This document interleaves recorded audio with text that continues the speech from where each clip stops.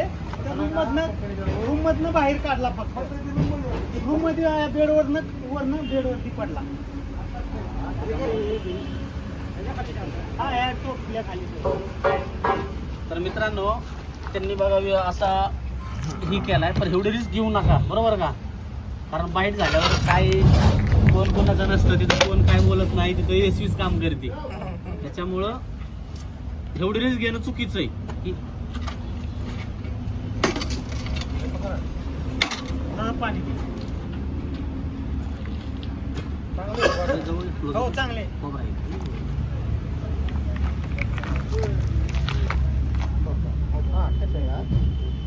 मराठीमध्ये नाग म्हटलं जातं, इंग्लिशमध्ये इंडियन स्पेक्टिकल कोब्रा. आणि हा आपल्या भागातला विषारी जातीचा साप आहे. आणि कालांतराने म्हणजे योगायोगाने हातचा काढला की माणूस झोपेत असताना त्याच्या अंगावर पडला आणि हातरुणामध्ये त्याची बाईट झाली. तर माणूस तो आता सुखरूप आहे ना. हा जास्त प्रमाणामध्ये 6 फुटापर्यंत सहजपणे वाढू शकतो. जसं की त्याला धोका वाटतो, म्हणजे माझ्यापासून त्याला भीती वाटते, खूप घाबरलेला आहे. त्याच्यामुळे त्यानं सुंदरसा फणा काढलेला आणि तो म्हणतो की माझ्यापासून तुम्ही लांब राहा. जर पकडा येत असेल तरच पकडावा, नाहीतर 100% तुमच्या जीवाला धोका होऊ शकतो.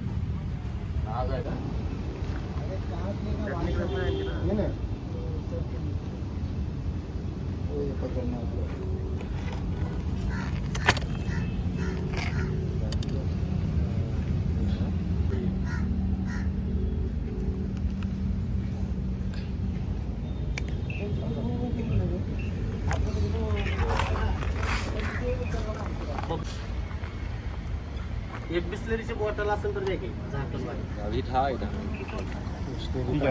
एक पाहिलं असेल की नाग आहे आणि ज्या टायमाला बाईट होते त्या टायमाला काय होतं, हाताला हात दुखत सुचला असेल लगेच डायरेक्ट पाठवून इमिडिएटली इथे